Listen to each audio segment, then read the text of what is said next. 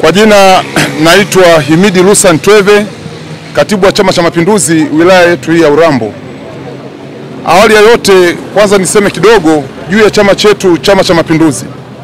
Chama cha Mapinduzi kina mikakati yake. Mkakati mmojawapo mkubwa ni mkakati wa kuimarisha chama. Kuimarisha chama kwa maana kiuchumi, lakini kuboresha ofisi zetu za chama kuanzia ngazi za matawi, wilaya, kata, mikoa hadi taifa. Kwa waziri wa chama chetu, sisi wilaya ya Urambo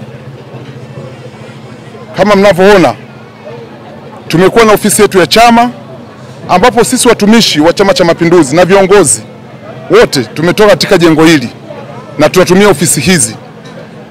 Jengo hili limekuwa ni chakavu kwa muda mrefu, lakini baada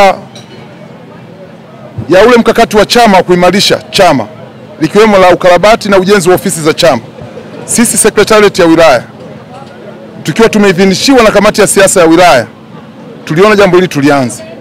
Na kuanza kwake manake tukaanza na wadau. Mdau namba moja wa ukarabati huu tukampata mbunge wa viti maalum Jacqueline Kainja, ambapo hadi hii alitoa alipokuwa na baraza la UWT la wilaya mwaka 2023.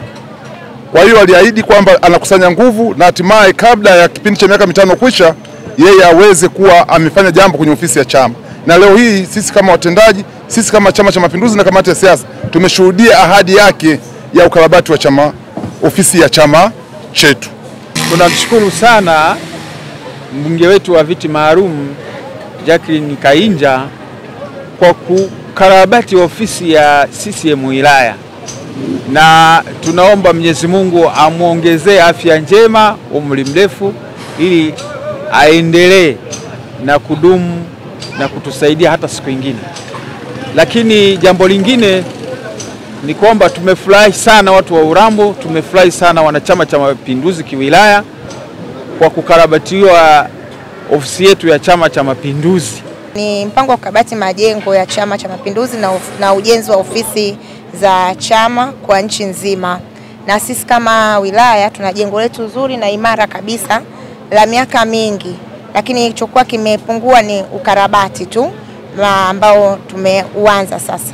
Kwa kamati ya siasa kupitia katibu waliomba kwamba tuanze ukarabati huo kwa wadau mbalimbali waliomba, na mimi kwa sababu nilikuwa nakumbushwa, nilitoa ahadi 2023 ya kufanya chochote kwenye ofisi zetu za chama za wilaya. Na kwa sababu mimi natoka wilaya ya Urambo, sawa ni mbunge wa viti maalum mkoa wa Tabora na wakilisha akina mama, lakini Urambo ni nyumbani na hii ni ofisi yangu inaonitambulisha kama mbunge wa chama kupitia Chama cha Mapinduzi kutoka Urambo. Kwa niliwiwa sana kusema tuanze ujenzi kwa haraka kwa sababu ni mwaka wa uchaguzi, tutakuwa na wageni wengi sana, tutakuwa na vipindi vya kampeni.